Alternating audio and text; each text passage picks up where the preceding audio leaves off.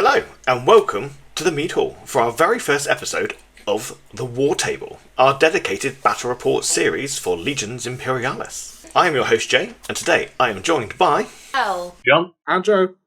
Hi guys, welcome for joining me. Today marks our first steps into the realm of battle reports, something we've been wanting to do for a long time, and ours are being inspired by traditional White Dwarf articles as well as some modern video formats. And to start off our journey into the realm of battle reports, we begin with a showdown between a coalition between the Dark Gods and their legions, and of course, the loyalist mortal soldiers of the Solar Auxilia. Can the brave men and women of the Imperium stand against the tide of chaos? Let's find out together. So then, today's battle is going to be, as I've already said, between the Solar Auxilia and the United Chaos Legion, so to speak. Not Chaos Undivided, but Chaos United? They're still divided. They're chaos patched up, maybe. Yeah. It's a strenuous relationship at best. And they're all my armies. But no, I'm not playing against myself, as weird as or fun that may be. I'm not quite sure. I think the problem with that is the game would never end. You would just be so tricksy against yourself that there would just be no game would ever finish. I would need 10 turns. No, so John helmed the Solar Auxilia for me in this game.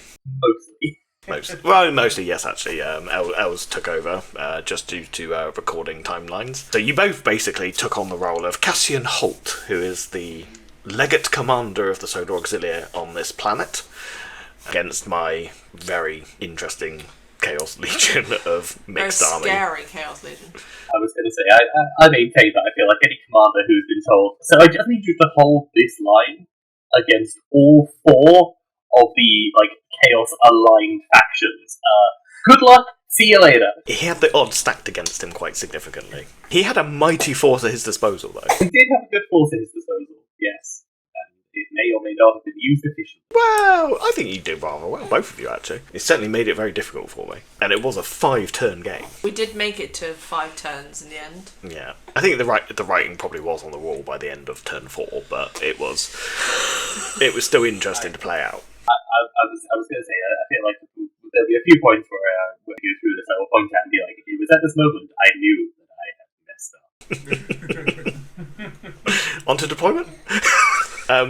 Before we do go into that, a quick little primer on the mission. These are custom missions that I've written, which are more narrative focused. We're not going to go into the ins and outs of the technical details of how the missions work and stuff like that. We will kind of tell you what the scores are and stuff like that. We may look into, doing some graphics and showing off what the actual missions and rules and systems are behind it at some point. But for now, this is our first session. We're just going to concentrate on the content for now. I feel like this is your subtle thing of being like, hey GW, do you want to hire for rules writing? I'm just saying I'm available. This mission I've coined as a sabotage mission. Basically, the attacker needs to get to the other side of the table and sabotage some key infrastructure, which are designated by areas of terrain, which actually, ironically, is rather similar to the new 11th edition system, just saying. Yes, so let's crack on and have actually a look at the game itself, shall we?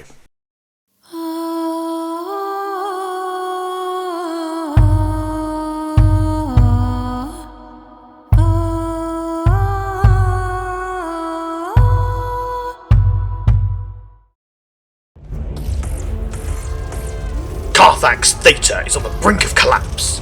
Imperial control has been reduced to a handful of positions, scattered, isolated, and under constant threat. Legate Commander Cassian Holt commands the defense. His Solar Auxilia form a layered battle line, ranks of infantry supported by hardened emplacements and defensive batteries, reinforcing whatever they can, buying time for the Imperium that they can no longer afford to lose. Standing over the Auxilia lines is the God Engine, Lex Ultima, a War Master Titan ancient beyond reckoning, whose presence alone dominates the battlefield, and whose firepower could decide the fate of the entire war. From the war, a chaos host descends, unleashed without warning, its advance as violent as it is inevitable. Yet this is no mindless assault. At its core, two commanders, shaping the chaos, directing its fury toward a single purpose. Magister Aemon Ket, the Veiled Architect, a master of strategy and sorcery, bending the flow of battle to his will as he works to unravel the Auxilia defense. And Gorath, Blight Father, a lord of contagion whose advance is slow, methodical, and utterly relentless, grinding down all resistance until nothing remains. Their purpose is annihilation, to unmake Holt's defenses and erase everything his forces have been sent to protect. For Holt and his Auxilia, this is a battle they cannot afford to lose. But for Chaos, it is a race to reduce all to ruin and leave nothing behind.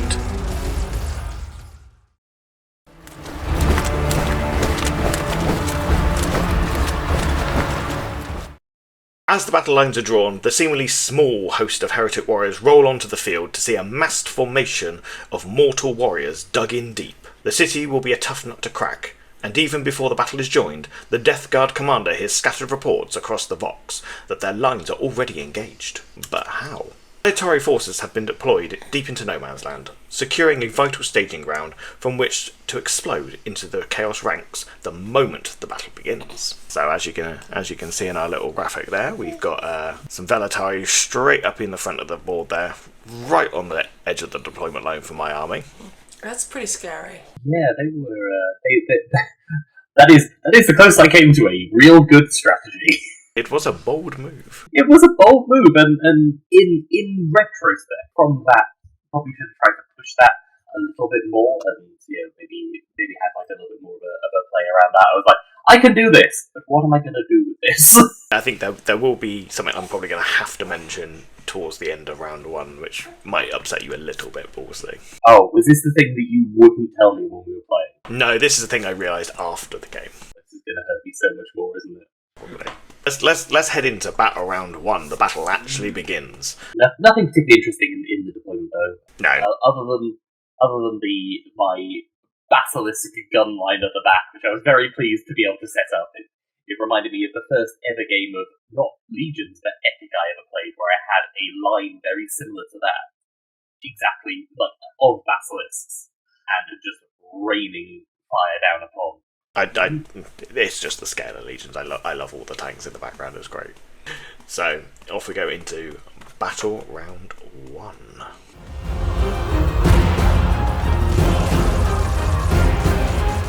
The battle begins.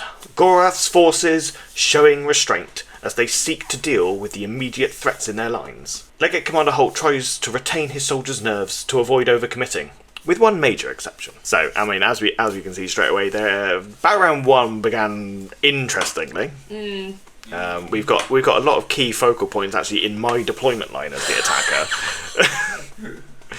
Yes. Don't normally anticipate that in games, especially against me. It's normally me being aggressive. Well, normally, A, against you, and B, you were the attacker. You were meant to be the aggressor in this. But I wasn't. No. The best defense and all that. Yes, this was definitely an interesting opening to a defensive engagement. It was fun. It definitely made me think, that's for sure. So what we're going to do is we're going to zoom into some flashpoints, and we're going to have a look at what happened at each stage of this battle. So let's go down into the first section. As the battle begins, and reports of enemy forces are already on their doorstep, the Death Guard artillery and support teams level their missiles into a nearby structure. The screams of mortals ring out as their forward position becomes an unexpected gallery of death. Yes, so one group of those Velatari at the front there decided not to leave their building with a bunch of anti-cover missiles right in front of them. Kablooey! Yeah, well, I mean, the issue that I had was I couldn't see necessarily like how to get them out of the building, if that makes sense. Like, where they could go that wouldn't just be we're stood out in the open at that stage. I was hoping, beyond everything else, that that building was going to be maybe a little bit more defensible than it turned out to be. I mean, it would have been if it wasn't for all the anti-cover missiles. Yeah, I didn't realise quite how scary those were they whirlwinds or so the whirlwinds and the missile teams both shot into that building and just eviscerated that entire unit. They had a bad day that day. Although they did take shots that would have gone elsewhere if they hadn't been there. That is true. They were a very good distraction Carnifex. They just didn't have the toughness of the Carnifex. Sadly not. Moving on a bit further into the battle. Continuing on with their opening gambit, the forces of Chaos unleash their firepower directly onto the looming form of the War Master. Missiles and heavy rounds smashing into void shields. Boom. That Titan is tough. And it is the biggest, most expensive model in the entire game currently. And it can handle itself quite well. Yes. Speaking of which, as the War Master's void shields crackle, it turns its enormous plasma cannons on the Death Guard's Fellblades, and a searing flash of white-hot energy. The cannons reduce the massive tanks to molten slag. I was very upset by losing my my Fellblade. Like, literally, they got one shot off in the entire game, and then, no, delete them. And the War Master went, mine are bigger. Yeah, you call that a gun? Yeah, we did not win the measuring contest in that game. It was surprising how much they just disappeared. Yeah, it does not take much when you're firing that heavy firepower into just 2 tanks. And if I remember right, they have got Engine Killer on top of their normal profile as well, so like every wound that goes through is double damage. So it's vicious.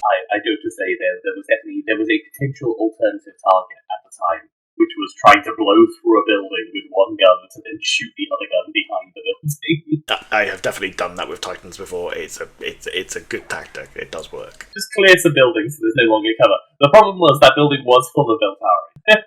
It is a sacrifice I'm willing to make. I've definitely done that with some Warhounds before, where I've used them to just nuke buildings so that my Warlord can shoot through it. Yeah, kick him over is free because you can still shoot then. But yes, so moving on to the next section. When the small force of World Eater Spartans rode onto the field, they quickly realised they were heading directly toward a waiting Titan. So despite the roaring cries of rage from the troops in the bay, the drivers actually pulled back to avoid direct fire. Very World Eatery, maybe, which was a comment I believe you made at the time. I was like, what do you mean those World Eaters drivers are going to reverse? Yes, and I quickly had to point out, it's probably not World Eaters driving them, probably. Yeah, it's probably a servitor in a very, very, very reinforced cockpit. Yes, I can imagine they're like literally banging on the back of that door. Why are we going backwards? Needless to say, I saw that they were literally going to go straight up a line towards the Titan. I thought, they're not going to live. And they had a lot of World Eaters in them. Practically good. I didn't want to risk losing them all. Not with the Velataris that we're knocking about. Yes, in fact, quite literally, the Velatari basically encouraged me to pull back because I knew what was probably going to happen. And it did, didn't it, John? It exactly did. Even though their comrades had been burned alive in their building, a second force of Velatari exploded out of their hiding spot and threw themselves bravely into the Death Guard lines. However, an enraged unit of World Eaters spotted the charge and without warning burst from their retreating transports and smashed into the unsuspecting Velatari. The sudden ambush of the Velatari suddenly saw them becoming the prey. Yeah, this was a bad time for everybody involved. It was actually a bad time for everyone involved because the Velatari held their own quite well. Yeah, there was a lot of death that occurred on that time. That was a huge amount of death. I'm not sure what happened. The Velatari did very well. I think some definite things of hilarious note was a Velatari losing to a Predator in melee. That was funny. That was funny. But yeah, when you were like, oh, I've got these World Eaters. They do all of this. You know, they're berserking, they're enraging because I think it's probably important to note that they're not assault marines. So these are the spoiler marines, which we've written some custom rules for. They have their custom rules that are for the World Eaters, which means that they basically get bonus kind of cap advantages. And somehow, some of those Velatari just turned around and were like, axe. The Velatari prove that they are very effective at what they do. Choppy choppy. And they're also very cheap in points as well, so it's even better. Yeah. But yeah, so the opening stages of this fight was rather brutal. And actually, I was also just going to say, in terms of the because I think you went into that charge with those World Eaters being like, they're going to be fine. Yep. But because they'd lost some, it caused issues with the Spartans later. Yeah. Well, no, it was an issue later when Spartans started dropping. But yeah, I definitely did not expect so many of my despoilers to die that early. That kind of hampered my plan a little bit, and does affect the game later on. So, in review of that round, then we can sort of have a look at what actually happened, so to speak. And since we're on the topic of Velatari, how do you feel about the early move of the Velatari? I think they were great from a perspective of you, like, oh, I have to react to these, and I really wish I knew how to then play that to my advantage. Because them being on that front line, I'm safe to say, put you on a back foot for like a moment, and if I knew how to press that advantage, it would have been in my favour. But I did not know how to press my advantage from that point. They still died horribly, but they at least got some swings in before they died horribly. They did, yeah. So yeah, it wasn't the end of the world, but yeah, I recalled that after the game, and I was kicking myself thinking, oh, should have remembered that. But oh well. The Fellblades being lost quite so early, that was heartbreaking for me. A good tactic from John though, because they would have caused you some damage if they'd stuck around. I think, especially to your Titan. I mean, that's kind of what they're designed around, isn't it? Not exactly. That's the glaives more. But oh yeah, the Fellglaives. Yeah, the Fellglaives as opposed to the Fellblades. No, they're not like the guard tanks. They're just called glaives. Yeah, just like you've got the falchion, the glaive, the fellblade, and the new Ascalon. Mm-hmm. So yeah, they're not like Bane sword, Bane hammer, and whatever it is. Is that not funny, Adam? It is funny, yeah. But of course the Space Marines are more serious. Of course. Obviously. Very serious. Very serious. Yeah. No silliness there. When that round happened, I was anticipating the Titan shooting at my Stormbirds. I didn't expect you to target my Fellblades that early. In retrospect, I probably should have shot the Stormbirds. Maybe. Well, actually, potentially, yes. With all those guns, you could have done some serious damage to those Stormbirds. Knowing now, I mean, I knew what was in them, but when we find out what was in them and what was in them and what was in them could actually do, I'm gonna say I probably should have shot them. Taking out one of them probably would have been a good idea. But yeah, but were they flying at that point? They were flying at that point, but you have a lot of shots across that Titan. You could have probably brought one down. Again, Stormbirds are a custom unit that we've got rules for. Thunderhawks with less guns but bigger. Yeah, slightly less guns, but much larger storage capacity. And bulkier. So yeah. And void shields. Yeah. Do we have an inkling yet of who might be in the lead? I mean, when I was playing this, I have the same opinion that I have whenever I play a game against you. I think I'm losing all the time. Even when I look at a scoreboard and I go, I am like 20 points in the lead. No, somehow I'm losing. I just don't know it yet. I just don't understand how I'm losing yet. Well, speaking of which, you were in the lead. As is represented by my lovingly designed 3D printed trackers there. Which at some point will become available for general sale as an STL file. Coming soon. But yes, you are currently in quite a decent early lead.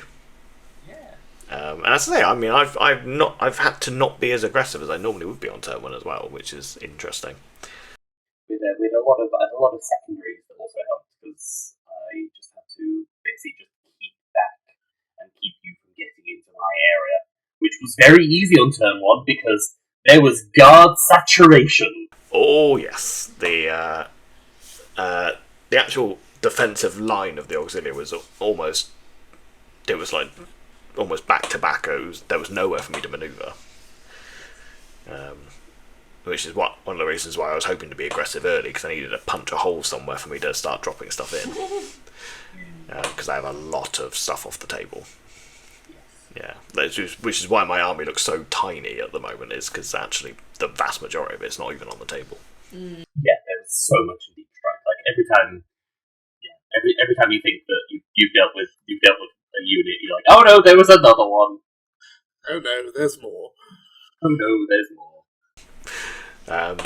So, shall we have a look at turn 2? Yes. Let's have a look.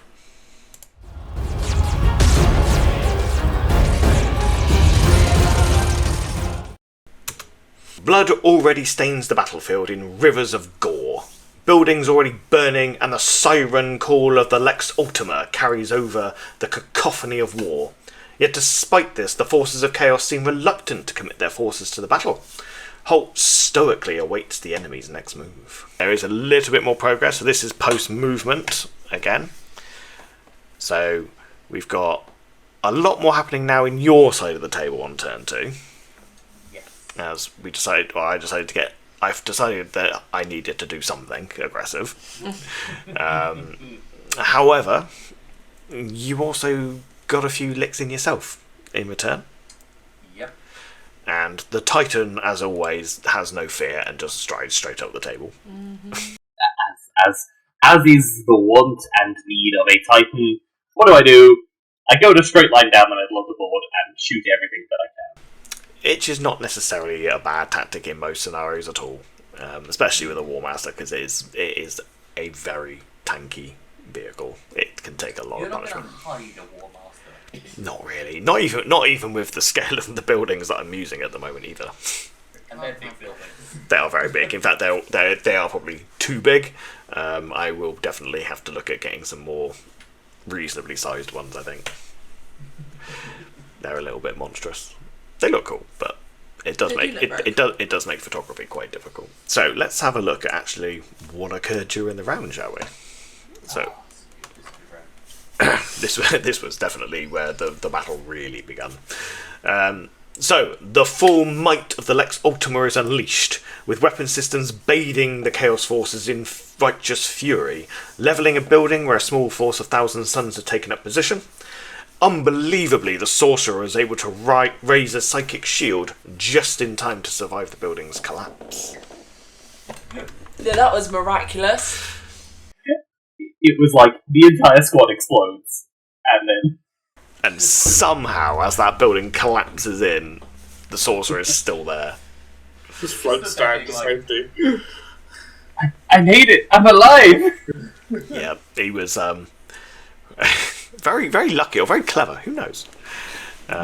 Especially as, some Death Guard tanks were getting blown up in the streets just in front of the building as well.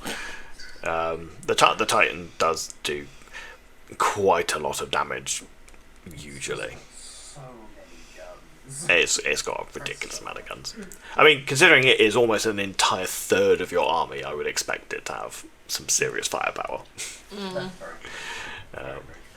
And in fairness, if I remember right, you didn't roll particularly well on some of the guns, so some of them didn't do a lot, which is a No. I think I ended up missing with some of the.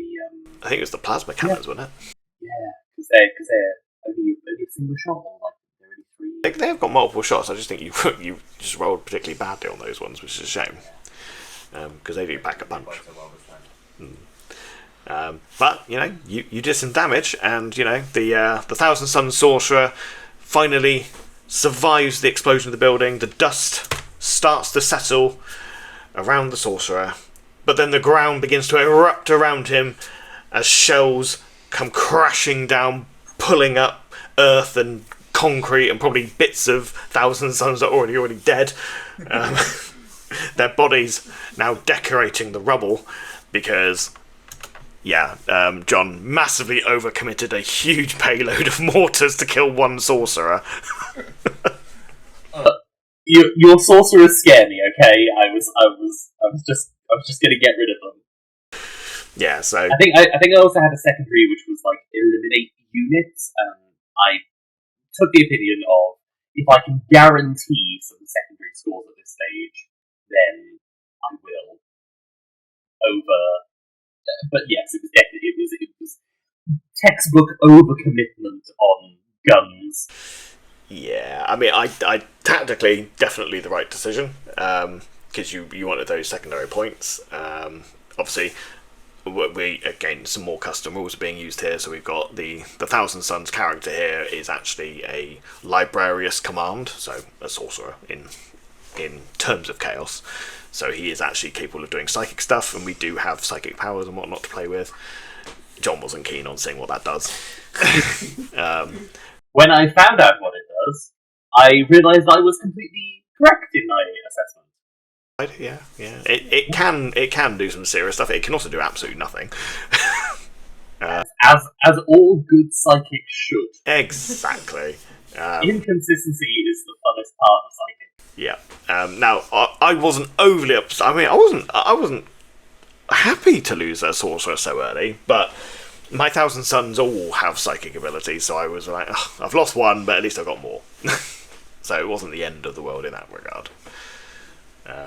Yes, the losing the sorcerer early was a little bit sad. However, there is another section of the field that I think is more interesting. Well, I would say more interesting from my perspective, because I was killing stuff. So back in your deployment line, a big wave of Emperor's children come in.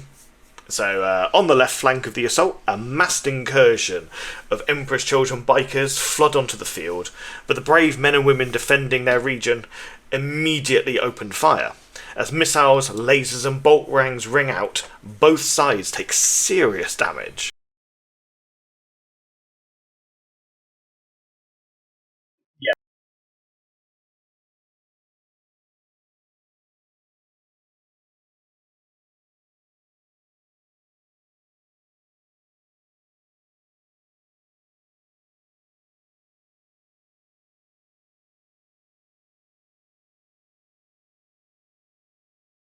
No. there was way more efficiency from those, from the Auxilia, just standard Auxilia. Oh yeah, they had out very well. I was mortified and elated at the same time. It was kind of nuts, honestly. Like, they definitely. I was with you. I was like, okay, they're all dead, but we'll shoot the shots anyway. Yeah, but no, that was not the way it ended up. No, you just kept plinking off these bikes. I'm like, what? Yeah. Just taking them apart bit by bit. Yeah, I don't know how it happened, and surprisingly, most of your guys survived the reprisal as well. Yeah. Like the javelins, I've got the missile launchers on and firing into that building. They all ignore cover, and they're actually decent shots. Everything. I was expecting to just wipe them out, and nope. I don't think I even killed half, so I couldn't even trigger a morale check. Yeah. So yeah, the left flank early assault did not go as successfully as I was hoping. So yeah, it is proving that the Auxilia really were able to hold the line quite well when they probably shouldn't have been able to. They were dug in. They were dug very in. So as we move a bit further down the line, screaming across the sky, a mighty Thousand Suns Stormbird rakes its las cannons across the tank lines, tearing through only one Malkador. They return fire and slam into the void shields. So that was an interesting moment, but it didn't really have much of an impact on the overall game, I suppose. No. It was like a cool shot, but not a whole lot actually happened. It was just like a little bit of just throwing back and forth between the two of them. I do really like the Malkadors. I'd probably go quite hard on the Malkadors if I was doing like guard. The Malkadors are quite cool, and they look good as well. Yeah. I mean, I like the solar pattern Russers as well, but the Malkadors are just very nice. And those particular ones are armed with the Vanquisher cannon, so they got good range on them as well. Yes. We'll come to range in a second. I'm sure we will. The final main key point of this round was that in the centre of the field, some Death Guard artillery attempts to clear out the heavy gun emplacements that are dug right in next to that War Master at the centre, but the position does hold strong, and they still manage to unleash an entire fusillade of high-powered weapons, tearing my Death Guard's armour and turning them into nothing but melted wax candles. These little squad of lads, what are they, the last fusils? They're Rapier batteries. They're Rapier batteries with laser destroyers. They're surprisingly good. And they were dug in. Like, they just held for the entire time. I mean, I was piling in whirlwind shots into them that's all anti-cover, and they still weren't killing them. Like, that was how I wanted my Beltari to go.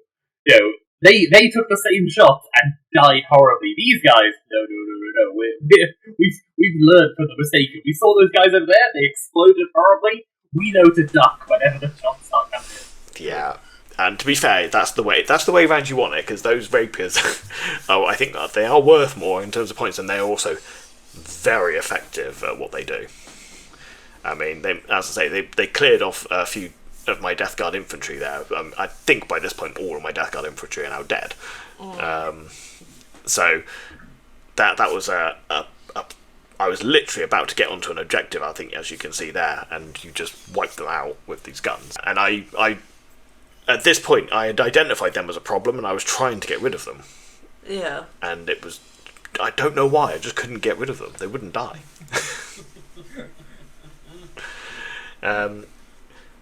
So, overall, the round went quite well. For both sides, we didn't... I mean, you killed some very important stuff. You held the line where you needed to hold the line. I didn't make as much ground as I would have liked, but I didn't lose as much as I could have done. So I wasn't, it wasn't the deadly round it could have been. It is worth noting as well that during my flanking assault with the bikers, I also attempted to drop a drop pod down with the Emperor's Children commander in it, and they missed the battlefield completely. It was a very unlucky drop pod scatter. Yeah. Someone was very upset about it. I wasn't happy. Wasn't happy. Especially it was a commander and my noise marines, my custom call unit that I wanted to use, and they had other things they wanted to go do. They didn't. It wasn't like they missed and exploded. They just missed the battlefield. They saw something far more interesting off the field that they were going to go explore. They were probably off turning civilians into cocaine or something. Probably. So I've heard that they do in the Siege of Terror. I haven't read the book yet, but apparently that's what happens. But yeah, so one thing that's probably interesting to point out is what was going on the right flank, because we haven't mentioned that at all yet. Yeah, you're right at my left, which was my attempt at sneaking some stuff up the side and scaring you away with a unit that we realised way later on was not scary. Yes. Because there was a squad, I had a chunk of Sentinels. I was like, okay, what I'm going to do is Sentinels. They're pretty quick. They're pretty I can maneuver them around. They're not that scary. So if I can kind of get them up that my left, your right, like run up that side and basically just kind of hide them. And if I need to do something in your side, I've got them there ready to go. That was the thinking anyway. And then the big scary block that was kind of that let them move up the board was a huge block of Leman Russes. Leman Russ strike tanks. Yeah, so you had 8 Leman Russ strike tanks, which I've obviously played against many times, and I had a group of 6 Predators opposite them, basically. And I immediately thought, well, there's no way my Predators are gonna challenge 8 Russes, so I'm gonna reposition them and started marching them away. And then what did we discover, John? Leman Russ strike tanks are hot garbage. I mean, they're not, but they're not what we thought they were. So we have the battle cannon is light. Yes, it's a light weapon now.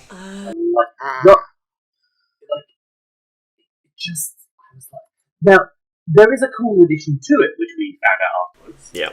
Which was its point defense. So they can march and fire the battle cannon.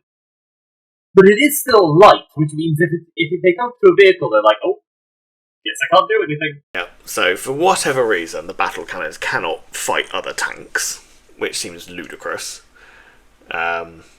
But having the point defense does mean that you can literally just march them around the table and shoot constantly, which does have a use. But it does seem weird that it's on the battle cannons. Like at the very least, I would have expected battle cannons to be light AT. At least then you can damage tanks. Yeah, that is reserved for the plasma cannon. Yeah, you could have had it on a plasma cannon, or there is the. Have we got a Punisher variant? There's a Vanquisher variant, which is anti-tank and armor bane. Yeah, no, that's the huge long anti-tank gun. There is a Demolisher variant. There is an Annihilator variant, which has twin las cannons. Yeah. There's the Exterminator variant, which has the Exterminator autocannon. And that one's light AT. That's it. Yeah, so that's the one maybe I would have gone with the light weapons on, maybe. But even so, it does seem a bit off. But hey, it is what it is. I mean, they did a job, which was keep you away until we looked at the rules. There is that. I mean, I will also say as well, there was another unit you had there which made me not want to go anywhere near that corner. Oh, I think it was the turrets. Yeah, you had a massive group of tarantula turrets with las cannons. Yes. Which They will shoot as soon as I move near them. So I was like, well, I'm definitely not going to put my predators right in their range, am I? Yes. Yeah, this is my first game using the tarantulas, and they're a very cool thing. I think I need to learn how to use them better. I mean, I don't think you did overly bad with using them. It was just a shame where you had placed them. Because those particular ones, it meant I didn't want to go anywhere near that corner of the board. The problem was there was nothing valuable for me in that corner of the board, so I didn't need to go in there. So I basically did spend the entire game just skirting around that corner, because I had no need to go in there, and I didn't want to, because I would have died if I did. That was the only issue with them, realistically. You did have another unit that was rather well placed and did cause me a lot of headaches. Yes. So I think we'll see that in just a moment as well. I believe we do have another score check as well, and again, you are pulling away. You are leading in terms of points. Mm-hmm. The numbers say one thing. My brain was saying another. Was saying something different. I mean, as I say, it's never a done deal until there's nothing, and there was still a lot of your army that I still hadn't seen at this stage. Yeah, there is still quite a lot still waiting in the wings, so to speak, or on the battle barge. So we'll see. Maybe they'll make an appearance soon. Alright, let's head over into round 3.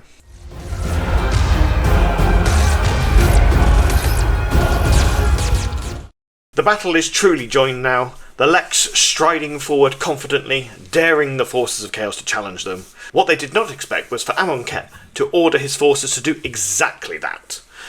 Meanwhile, the entire left flank of the Chaos assault was starting to break through, and Holt's defences start to buckle under the concentrated assault. Got a big cluster of things happening right in the centre of the table now. Things are really hotting up. This was a really big turn. This was a spicy round.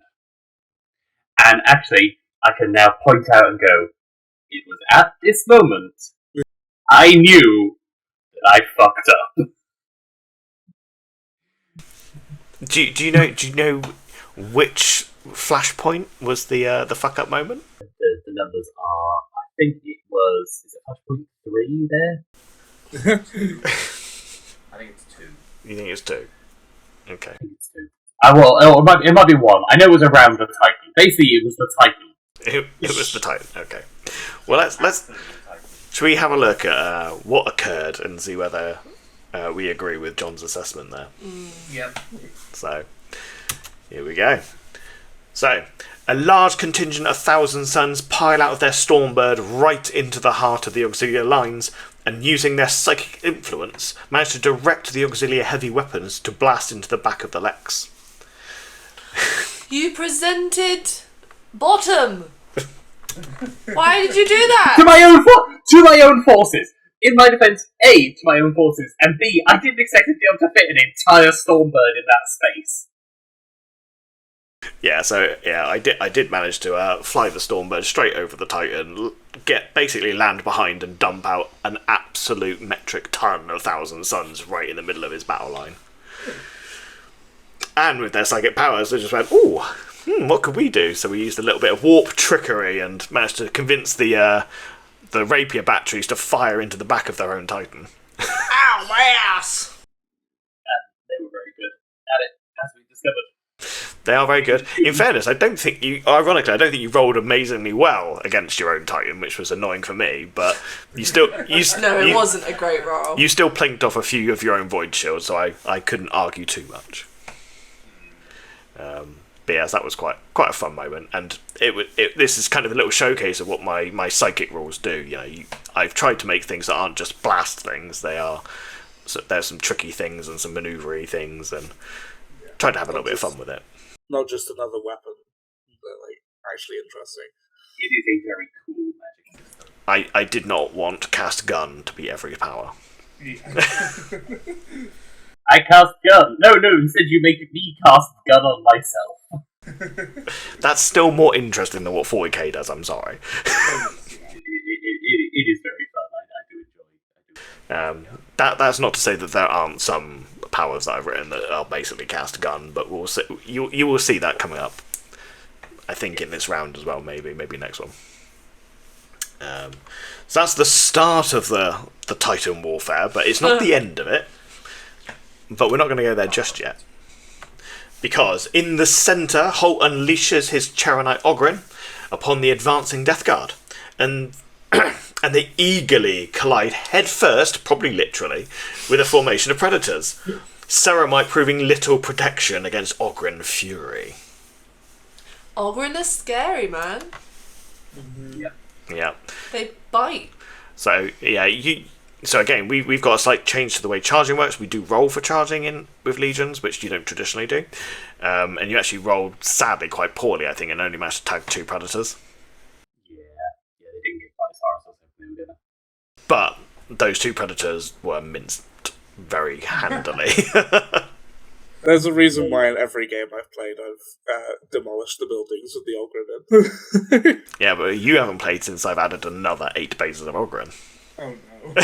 There's now 16 bases of Ogren in this Solar Force. No. Yeah, there's a lot of Ogren, and they all just like, oh, I've touched something, it's dead now. Yeah. Oh, and since that game as well, even blowing up the building wouldn't kill them all anymore, because they're 2 wounds each. Yeah, they've doubled in wounds, and I've doubled the number of them.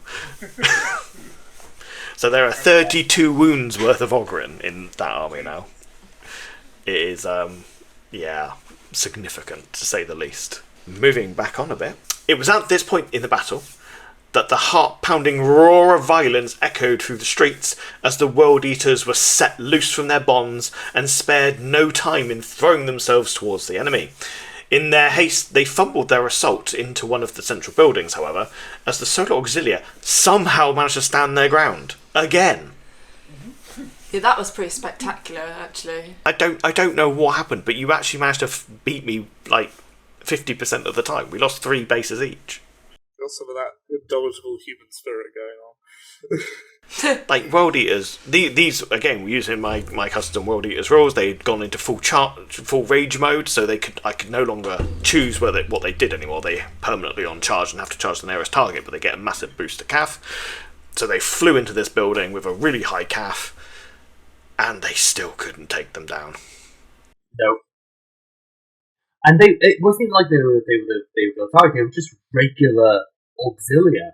Regular, basic Auxilia, and again, it just came down to the rolls, really. You just roll really high every time. Yeah. I was just... Absolutely wild. Yeah. So yeah, that assault, I was expecting to just plough straight through that building, and I got stopped dead. Yeah, definitely need like you wanted it as like a staging to like the next charge on. Like they took the building, they run into the building, they move on to the next one and just bounce around. But instead, they just couldn't move. They literally hit a brick wall. Yeah. Maybe that was the case. They just shut the door. They're like, no. They tried to go through the walls, not the windows. Oh yeah, that did not go well. But the next bit. So again, we're back to the Titan again. This is round 2 of Titan warfare on round 3. So, at the heart of the battlefield, the World Eater's commander led the bloodthirsty warriors of the 12th Legion straight into the War Master. Their foolhardy charge cost many lives, but not before rending some vital systems with pure aggression. I mean, I have literally no idea how insane you've got to be to charge a War Master, but I feel like the World Eater's insane, is what yeah, I think the World Eaters are probably the only ones that would do it. Yeah. But yeah, it did cost them quite a bit. I mean, the World Eater's commander was squashed immediately. Yeah. And then, another 15 World Eaters just died.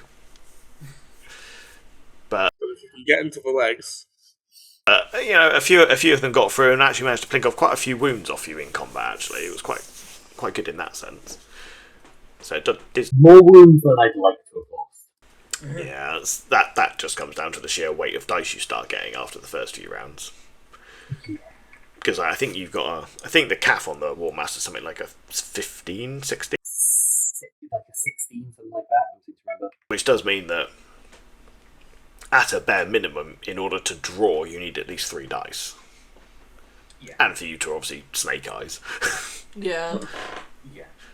So it kind of makes sense. Like the first 4 fights almost, and not until I get up to 4 or 5 dice that I'm actually starting to do any damage. Yeah. Obviously, they do have a decent CAF anyway, but it's... Once you start to do damage, you started to do damage. Yeah, they did kick off after the first few rounds. So you can kill Titans in combat through weight of numbers quite comfortably. But you do have to be willing to sacrifice a fair few things, but I'm quite happy to sacrifice a few bases of infantry to take out a nearly 1,000-point model. Yeah. Yeah. It's a good trade. It is a good trade. However, they didn't quite finish him off, but... However... Round 3 of Titan fights. So, as the World Eaters hacked into the Titan's lower limbs, the Thousand Suns trained their guns onto the God Engine's reactor, and the Saturnine dreadnoughts hit their mark and detonated the ancient machine. As the broken god fell, its shattered remains fell upon the ground. Surprisingly few World Eaters were crushed, despite their position. This was a very sad moment. Yeah, the Thousand Suns, I did have a lot of like anti-tank weapons in your back there, so it was a golden opportunity to finish you off, although I have to admit I was hoping to have killed you with the World Eater so I could use the Thousand Suns to do the rest of the work, really. But we did it. It took a while. We killed it. Yeah, it took a lot of guns. It took a lot of guns. And there's the aftermath as well. It looks cool to have the remnants of the Titan on the table, so we left it on the table, and it was ad hoc terrain. Yes. Which is a very fun addition. Yeah, and as they explode, obviously, there is some casualties that take place. I think a couple of Auxilia models were killed. Only one base of World Eaters died at the base there. Which, again, is kind of wild, honestly. Yeah, I was expecting more, but somehow they survived. Yeah.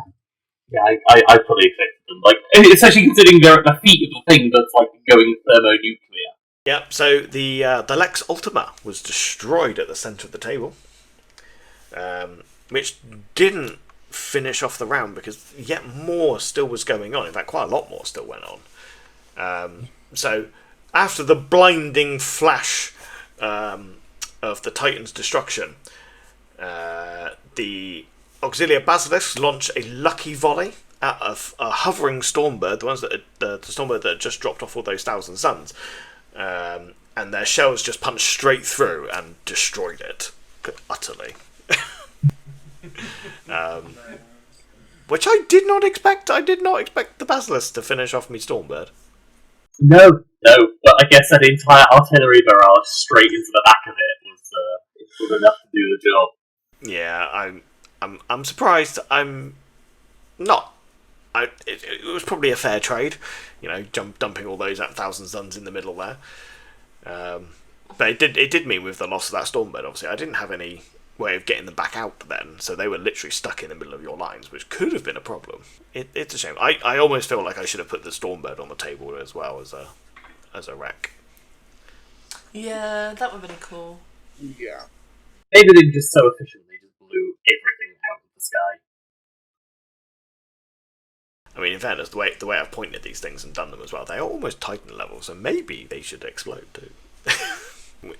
Moving on from that position, though, we have Amonkhet himself, the Saturnine commander of the Thousand Suns, and his elite Terminators materialising in a sort of open space on the left flank, just beyond the Auxilia's front line. However, they were met immediately by Malkador weapons fire, and an entire unit of my Saturnine were absolutely pasted as soon. But of course, this is the scatter dice that you managed to land, though, in terms of getting them in. Yeah, I got them in perfectly, and then they die. Because afterwards, like, what? Shoot! I mean, it'll come up later, but I feel like these Malkadors may have had almost a supernatural level of reaction speed. Yeah. Because it's not the first time they achieve this feat. The Malkadors did you really well, actually. Yeah, they did. That's what I meant. Malkadors. They definitely pulled their weight and then some. The final thing that happened in this round, so the Emperor's Children's Scimitars leap over a building in an attempt to remove some sentry turrets. But somehow, a bunch of automated turrets at close melee range managed to kill almost all of my bikers. My turrets know Kung Fu. Just that's all I can tell you.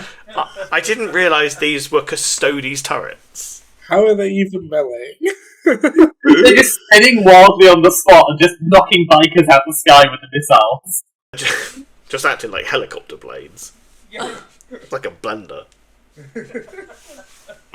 Honestly, Actually putting it upside down and the legs are spinning. I don't know how I lost that. I really don't. Every one of those rolls, we just stared and just looked up afterwards at each other and be like, "You've lost another one." What? Like on one end, you had the guy who took out one and then died, and then somebody else. But the guy in the middle who lost just the turrets immediately, didn't even manage to take out one before losing to a turret. I have no idea how it happened. I really don't. Disbelief, absolute disbelief at that result. It was very funny. I mean, the turrets have a minus CAF. Yeah. They have a minus CAF, which is so rare, and yet they still manage to paste them.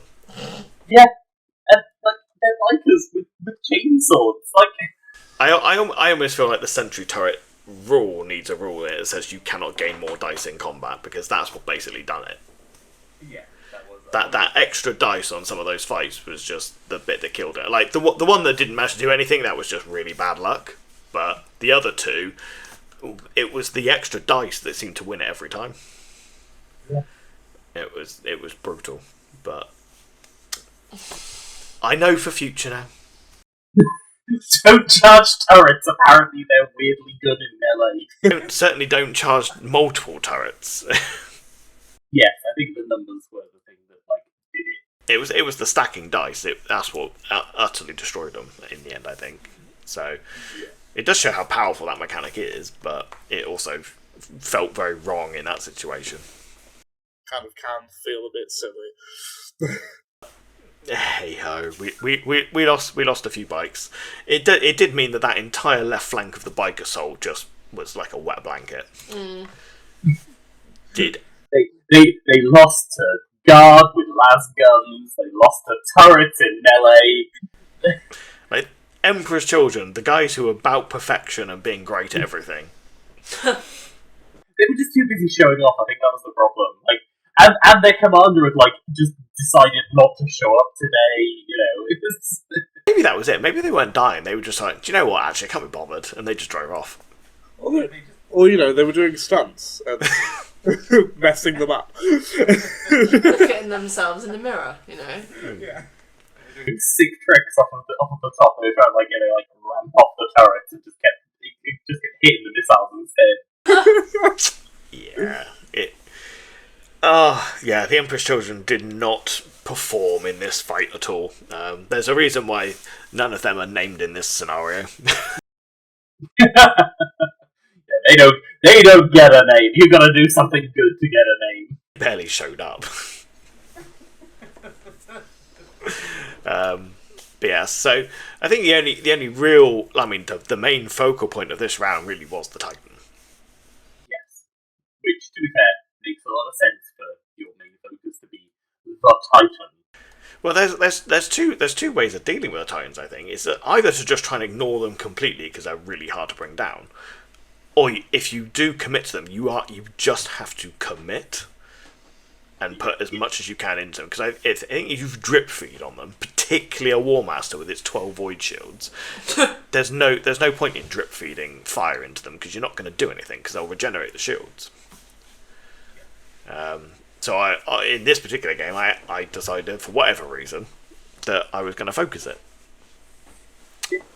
And it did pay off, but it took me 3 turns to get it down, and it took a lot of firepower to do it.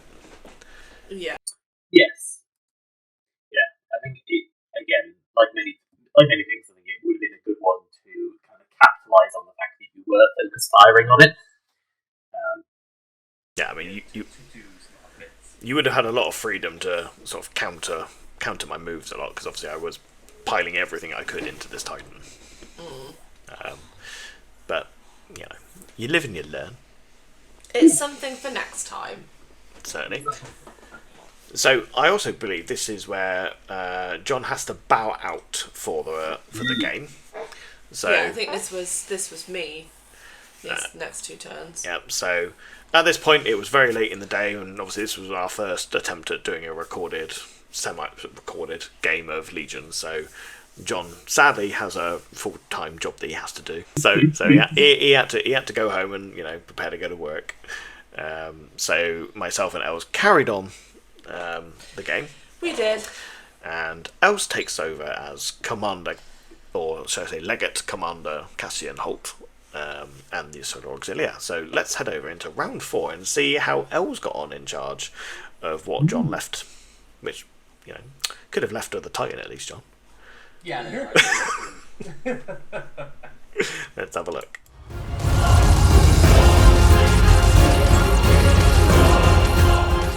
Fires are raging, the screams of the dying echo through the streets, and the defence begins to crumble.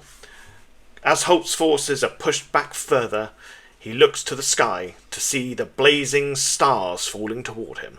The Emperor's children call down their drop pods, smashing into the streets and even a building. The enemy has finally committed to the fight. This round, I basically decide, screw it, let's bring everything in. Yeah. There's just enough gaps now in the defence line that I think I can drop pod in. I'm also painfully aware, so we didn't have it in the previous shot because with John packing up for the night, I actually forgot to take a picture of the scores. But by this point, your scores are significantly higher than mine. I think you're something like 40 points ahead. Yeah, it was ridiculous. So the lead. I knew that to win the game, I really had to actually start committing everything in, and obviously we're only a couple of turns to the end now. So quite a few things do happen. Again, we're more or less in the centre line of the table this time, but there are some scattered things going on. But again, the extreme left flank, the bikers failed to do anything interesting, and the extreme right flank I've avoided like the plague. Yep. So we do generally focus in the centre of the table on this one. Yes, there are some interesting scattered locations and points here. So we've got quite a few little things to go over. So let's have a look where we begin. Amon-Ket summons his powers to shunt the remaining Terminators across the field and right into the contested streets at the centre of the table. So again, using a psychic power here, which is a teleport power, which we don't have at all in Legions, anything like that. Basically, it just allows me to pick up a unit and redeploy it essentially from Deep Strike, which is quite fun. And again, thankfully, landed my shot and got straight into the centre of the street there. And because it's psychic as well, you might be able to tell by my little tokens there that the Saturnine were on our first fire. So even though they've technically moved, they haven't moved. Because they started on the table, I was able to give them the first fire order and then subsequently teleported them. So it's a little rules interaction that's quite fun. So there's a way of getting a moving first fire unit, which no other way of doing really. So that's quite fun. But then we move on.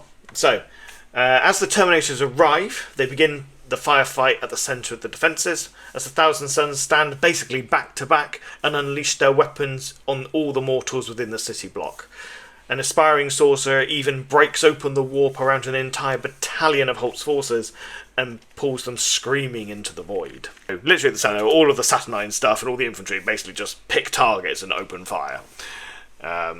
Including a psychic power that goes off, and it's called the Desecration of Worlds, and it's basically a big blast template. So this is cast gun, and I literally rolled bullseye on the scatter dice, and as you can imagine, a psychic explosion on top of a boatload of infantry just sucked the whole lot into the void, and they all died.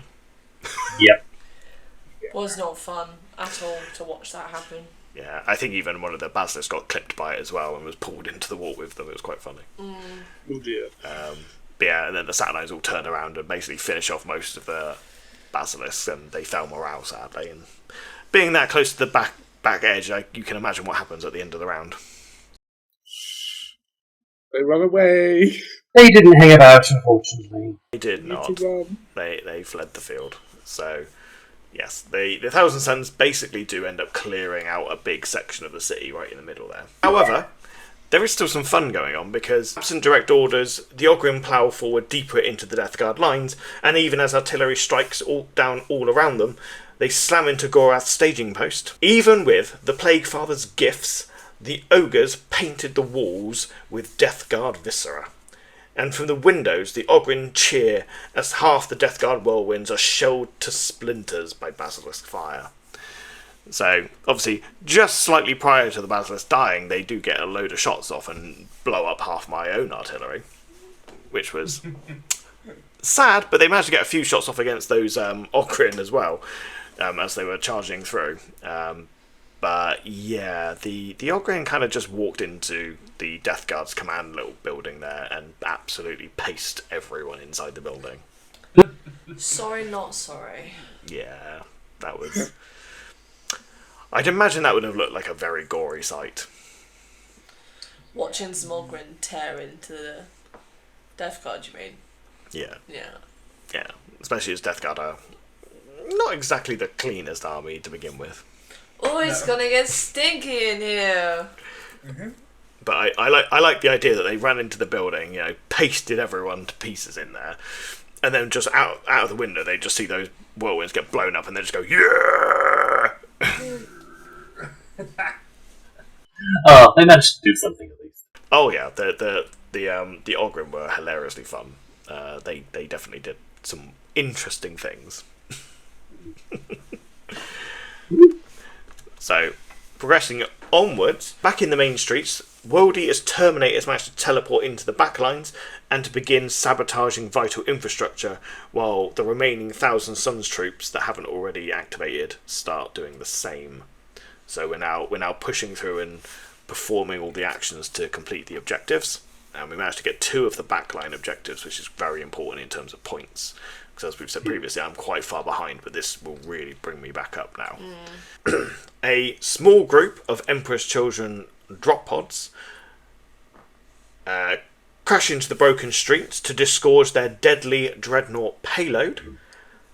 But once again, the Malkadors seem to already be ready and fire into them and almost obliterate the entire unit.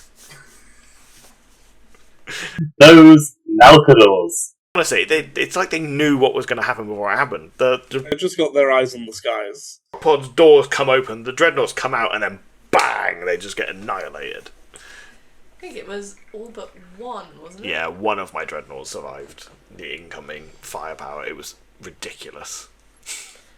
Sorry, not sorry. Yeah, my Emperor's Children just weren't in this game. They just could not catch a break. They could not. But it's fine, it's fine. There's 3 other legions doing work. It's absolutely fine. So, Holt's forces from the right flank finally repositioned to draw lines of sight down no man's land, letting loose a volley of missiles that tore apart one of the World Eater's Spartans, which sadly was the only thing they could draw a line on. It was a bit unfortunate that really. But they finally engaged. They did something. So they followed your plan, John, which was to sneak around and do something. My boys! Finished it, and destroyed one of the Spartans, which was, a bit sad. But at the same time, the World Eaters had already been unleashed by that point, so the Spartans were kind of just rolling around as a mobile laser cannon. It's true, but that Spartan does have a very strong las cannon on it, and That has the las cannon and laser destroyers. Yeah, I wasn't gonna let that roam around with that big ass gun on it, so it had to go. And it did go. Meanwhile, we're back in the streets, but closer to the right flank this time. So, as another group of Emperor's Children drop pods fall from the sky and attempt to land in the tight streets, a few of my drop pods do smash into some buildings, which apparently doesn't do any damage to the buildings, but does destroy my entire unit. Funny how that works out. However, a couple of them do manage to land inside the streets and pile out. And yet again, your Auxilia seems supernaturally prepared for this, fire all of their infantry guns down into the awaiting drop pods, and kill almost all bar one of the bases.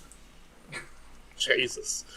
I think it's the Emperor's Children. I think they might be. I think the Emperor's Children might actually be cursed. I think they probably were in this game. Yeah, well, I think it was pure luck, to be completely honest. That's pure bad luck on my part. There was a couple of things where I got very lucky, but it soon came back to bite me in the ass. So. Yeah, it was quite impressive how effective all your Overwatch was in this round. Like every time I did a move, you just Overwatched me, and every time you hit your mark and killed stuff, it was ridiculous. Yeah. Considering most Overwatches are hitting on 6s as well. Mm-hmm. It's rather impressive. But it's fine, that one little unit, or little 5-man squad there, still in the streets, they do come back and do something quite important later, so I'm still glad that some of them survived. So, to round out round 4, the final holdout in the centre of the defensive line sees the rampaging World Eaters finally break into that Auxilia forward structure, and while putting up a valiant defence against the World Eaters definitely earned their name, as the building's floors ran slick with crimson fluids. Yeah, they did break in eventually, and they pasted the poor guys on the inside. It should have happened the turn before. They for some reason they did in this turn what they should have done the first turn. They just won almost every fight. As you can see, they did lose one base there, but they managed to pile in and do plenty of damage. It's starting to shift now. I think we can start to see where the tide is turning. Yeah. So yeah, we definitely have some things going on. The centre has all but completely fallen now. The left flank, although held out very well over the course of the last 2 turns, bits of chip damage from the remaining bikes and a Stormbird have done enough damage now that it's almost irrelevant on that side. There's only a couple of units left. So it's now becoming a more sweeping advance through the defensive line. But there's still the Ogren that are just running around my backline, causing me trouble. Just running into something and it explodes and runs into something else. They're still running. Yeah, they're still doing stuff. Still dragging their fists along the ground like a couple of Neanderthals. They're having a wonderful time back there, is what they are. Very fun. Oh yeah, they're basically, let's be honest, they're the orcs of the Imperium. Yeah. Okay, let's move on to the final round and see just what happens in the end of this battle.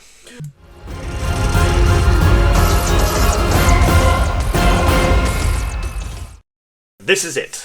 Legate Commander Holt watches from his command post as the fires burn all across the city, the terrified screams of his men ringing out from the streets below. There is no salvation. For this city, there is no hope. Where is the Emperor's protection? Are we ardent loyalists, any of us? No. I mean, I feel like I am, but that's about as close as I can get, right? You're probably the closest, aren't you? So where was the Emperor's protection, John? They're currently they're unpainted. They're getting all their ceramite put together. that's why they went down there. Okay, right. Yeah, too busy getting a fresh coat of paint on their armor. So yeah, there's a few key points that we'll have a look at in this round. But this is, I'm afraid, basically a sweeping advance of catastrophes, I think, that kind of happen. Although I really dropped the ball on this, John. I'm really sorry. However, there is still a little party bus of Ogryn doing their thing. They do some stuff. No, they're quite effective at what they do in the back. Yeah. At least one unit is, anyway. The other unit, I'm not really sure what they were doing. They were just kind of running around the streets in the middle. I think you tried to charge me and failed to charge, I think. I think so, yeah. So it was a bit of a mixed bag with the Ogryn, but one of them was definitely having a whale of a time. So to open up, so the opening moments at the zenith of the battle sees 1,000 Suns conducting rituals throughout the city. Concrete spires almost seem to bleed luminescent blue fluids. What vile, warp-spawned heresy are they conducting? So yeah, in the opening sort of moves and activations, I commit to doing lots of sabotage actions, basically securing all but the last two at this point, which puts me over the 50% mark now, which is quite handy, obviously. Does mean that some firepower is not being able to be used, but it's mostly infantry that perform the action, so it's not a big loss in that regard. Yeah. As the defenders are mesmerised by the psychic display taking place, the 1,000 Suns remaining Stormbird unleashes a torrent of firepower into one of the last holdout structures. The survivors break ranks and flee, leaving the doors open for the last remaining Emperor's Children warriors to begin preparing the next ritual for the 1,000 Suns. So yeah, that little cheeky unit of 1,000 Suns tacticals that survived were in just the right position to perform an action for me as my Stormbird clears the building out. That was quite handy. It's a shame you didn't actually finish the unit off, because that would have stopped me from getting that point. That was a kick in the teeth, to be completely honest. Hey, they did well enough to do as much damage as they did. Yeah. But yeah, sadly they didn't quite manage it. Then towards the centre, in the shadow of the fallen Lex Ultima, the raging World Eaters surge into a now finally repositioned Leman Russ battle tank squadron. The sudden assault and the violence of that single attack broke the spirits of the remaining tanks, and they immediately go into reverse and run away. I remember moving them and going, oh yeah, this is going to be great, and then I didn't get initiative, and I just remember going, oh no, I know exactly what he's going to do. He moves his World Eaters up, and I was like, oh no. And then they died. And then the rest ran away because they were too scared. Yeah. It was a shame that those Leman Russes had survived the entire game, hadn't actually done anything at this point, but they were in the perfect position to start doing some damage. But they were just a bit too close, and my World Eaters charged them. Yeah, and then they immediately failed their morale, and that was it. It was a very sad moment. It was very sad. Yeah, I was kind of hoping to see them do something, in fairness, because I wanted to see if those guns were actually terrible or not. Yeah.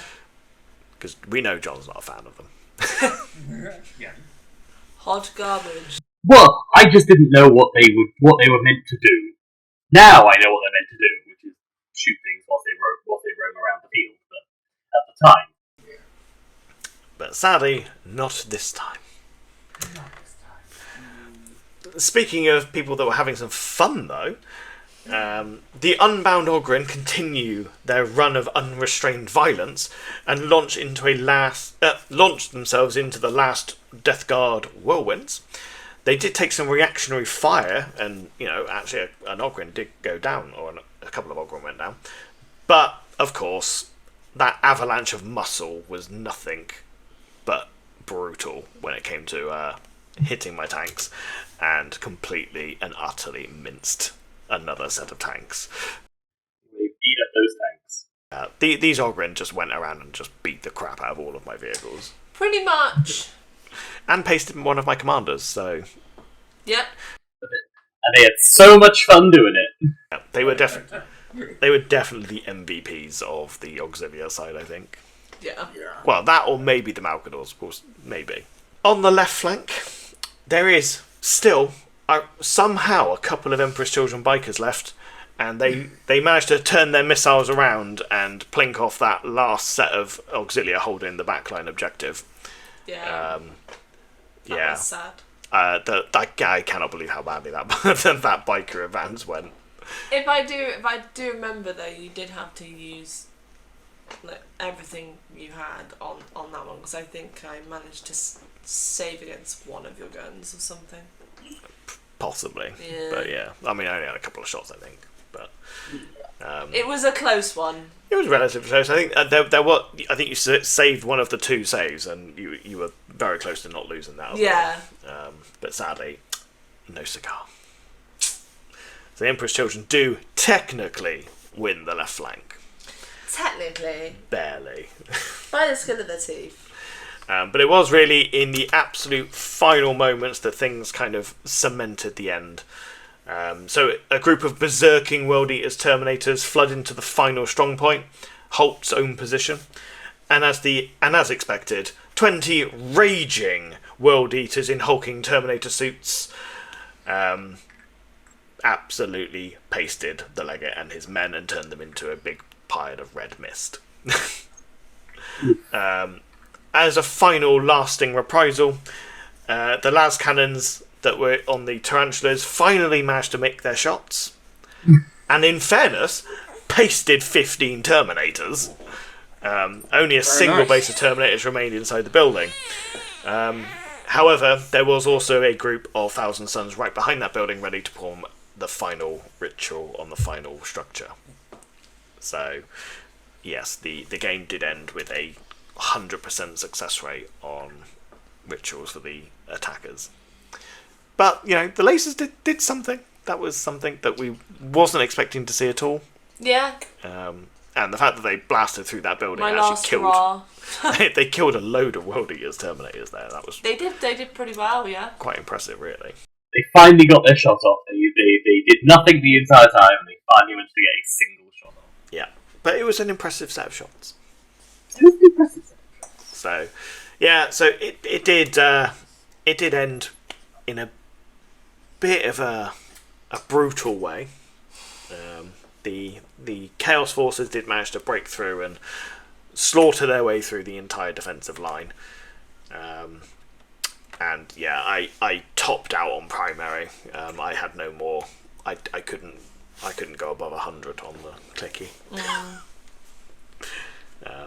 So yeah, that was a clean sweep, I'm afraid.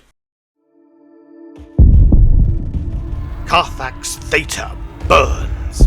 The city's defences lie in ruins. Scattered walls and broken emplacements all reduced to smouldering wreckage. The dead line the streets. Auxilia soldiers cut down where they stood. Their final stand beneath ash and fire. The god engine Lex Ultima lies broken. Its immense form collapsed into the city it once defended. Its reactor long sits silent. And in the shadows of its corpse, the true cost of this battle begins to unfold. Where Holt made his final stand, the ground itself has split open. Strange lights spill through the fractures, pulsing, alive, as if the city itself is bleeding. The air is thick with whispers, reality bends. Shapes move when nothing should remain. And through it all, Amonkhet walks. Unharmed, unchallenged, his path carries him through the fallen, past the broken bodies of Holt and his staff, their sacrifice amounting to nothing. He does not look down. His work is not yet complete.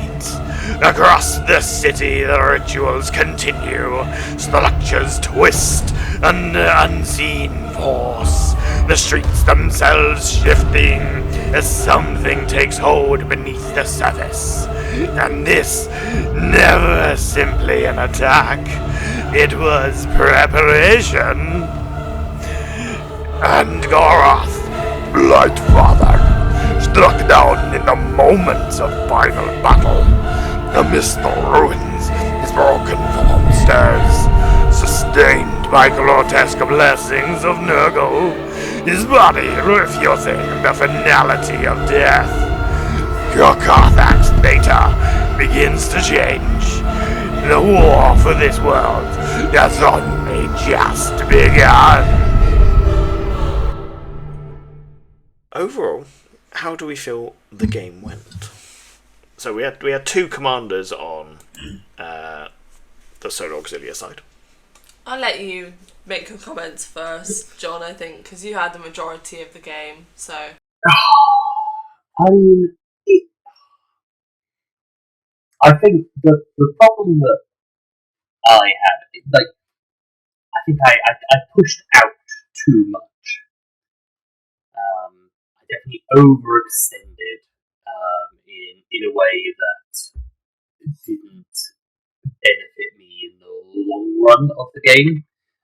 So I think that's definitely something that I would look at, think about differently, because basically playing it more as a defender rather than the aggressor. Knowing now how the trenches and stuff like that are meant to actually work, I think I would definitely be playing those a bit more strategically. And yeah, and I think one of the issues, like with Guard, is you have to have everything on the field. There's no like reinforcements to call in. There's no backup that's coming. It is you have everything on the field and that's it, unless you have stuff in planes. Like without aircraft, it's kind of because everything's there. Everything you're losing is stuff that you're not going to get back. Yeah. It's a subtle hint that you want me to start painting up some planes, is it? No, just an observation. I obviously this is your first time playing them as well, John. I felt incredibly like intimidated by like using them, because obviously like I'd never been interested in playing like a loyalist faction anyway. I was pleased that I didn't have to bother working out how to use a Titan, because I don't like Titans anyway, and I feel like I would have just lost my mind trying to keep up with all those guns. I enjoyed overwatching, and I enjoyed watching Jamie's dreadnoughts get blown up, which is a really mean thing to say, but it was kind of satisfying in a way, because obviously like things in turn 5 things were going pretty bad, so that was like a nice reprieve for me. Yeah, I feel like I probably should have I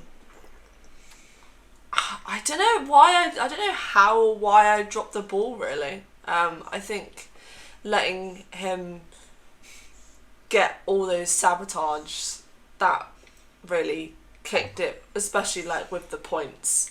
I think if I had done more to prevent that, then I think I may have still been within a chance. I'm not sure. I don't know.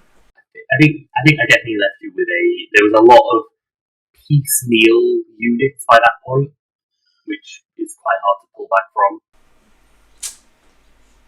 Yeah, I guess so. I tried my best. And obviously, letting Jamie do anything ever is a mistake. Yeah. Yeah, giving me free reign to move around is probably not a great thing. I think as well that I don't know if you did this, John, but I think there were a couple of times where I focused on the wrong targets. So like I Oh, absolutely. went after stuff that probably wasn't as important, and then afterwards he'd like kill something and I'd be like, oh, I really should have done that instead. And then there's like that moment where you kick yourself and you're like, oh my god, I cannot believe that I think of that. And it's just, yeah. Yep. You are good at directing target priority away from things that should be prioritized a lot of the time. But the thing is, I think like when hindsight's a horrible thing, isn't it? Like when you're in the moment, you don't really think about it, and then like you sit back like either at like the end of the turn or like a couple of days later, and you're like, why didn't I do that? What is going on? Why was I so stupid? So yeah. Yeah. It was. I enjoyed Solar Auxilia. I enjoyed playing them. Just not against Jamie. That is the be all, the end all for me, really. I think that I would happily play them again, just maybe not against the forces of chaos. I mean, if it makes you both feel better, I mean, the Auxilia made my life very difficult because you had so much board control so early. I couldn't bring anything in until turn 4. They definitely like the Auxilia definitely can like fill out a space. I think knowing like some of the profiles of the units, I definitely played them differently. Like those Legion Russes, they definitely should have been played a lot more differently than what they were. And maybe just almost being a bit more cagey, a bit more defensive. Like because once you got into that line, that was kind of it. Yeah, I mean, my entire battle plan for that entire game basically was to find an opening and then just jump on it. And unfortunately, I gave that Stormbird the opening, and then that was it. The answer is also shoot Thousand Suns first. Get rid of them. Just get rid of them. Yeah. Yeah, I mean, they are my problem solver piece, and they did exactly that. Because again, I knew that because of the amount of control and board space you had, and obviously the fact that the majority of my army had to come on via deep strike, I needed to clear space. You had left me no space that wasn't directly in front of turrets, so that's what made it hard. And what's the smallest size that you can go to in terms of the turrets as a unit? 3 or 4. Yeah. I'm just thinking, like, maybe if I took them in the future, I might consider trying to have them more broken up. You can do. You do run into some problems in number of formations because they're actually quite hard. Because they're quite hard to actually deploy in that sense. Because I think you can only use them in one particular formation. That also requires you to have Velatari and the commander. So yeah, you are limited in that regard. But obviously, the alternative is obviously you can take a couple of smaller units of them and then just put more points elsewhere. Yeah. It's a fun balancing act. Yeah. I mean, one thing that's obviously worth noting is, obviously, for the presentation purposes, we don't use any models that aren't painted. I have a lot of Solar Auxilia units, but and that wasn't all of them, but a lot of them I do have are still not painted yet, so we haven't used them. So we were limited on army composition as well. But that will change over time. I've got lots of units to give access to in the Solar Auxilia realms, including tanks that John will be more appreciative of. Vanquisher Russes and Baneblades and Bane hammers or hammer storms or whatever they're called. I've got another variant. Yeah. Yeah, we got lots more stuff. I've even got Demolisher brushes. And obviously all the planes. And all the planes. I think the planes are Loads of planes. Yeah, I will get round to finishing that lot off soon. Hopefully. So when they're on the channel next time, they might be a little bit more upgraded. Hopefully. But you'll have some more options anyway. Yeah. But yeah, and also in this game as well. I mean, I wrote the list as well, which I don't think probably helped with your initial assessment because you didn't know what everything was immediately. Neither of us did. Yes. So yeah, We just improvise. Yeah, basically. Kind of just, yeah. maybe a bit more prep time for you guys might be beneficial, maybe. So, but overall, it was I enjoyed it, yeah. Oh yeah, it was fun. It was a fun little game, and we got a nice little narrative out of it. So, speaking of which, let's transition over and let the story conclude before we wrap things up, shall we? Sure, let's go. Let's go. Okay. So that's it for today's episode. But we would like to hear from you about what your favourite moment was from our first ever battle report. Please do comment down below and let us know, what your favourite moment was. Give us a little bit of what's the appropriate word? Constructive criticism, maybe. Yeah. About what you liked, what you didn't like, what we could potentially change to make it more interesting for you. And please bear with us as we take any feedback on board and add to our repertoire. But anyway, while you're down there and doing all your comments, please do check to make sure that you have liked and subscribed to the channel.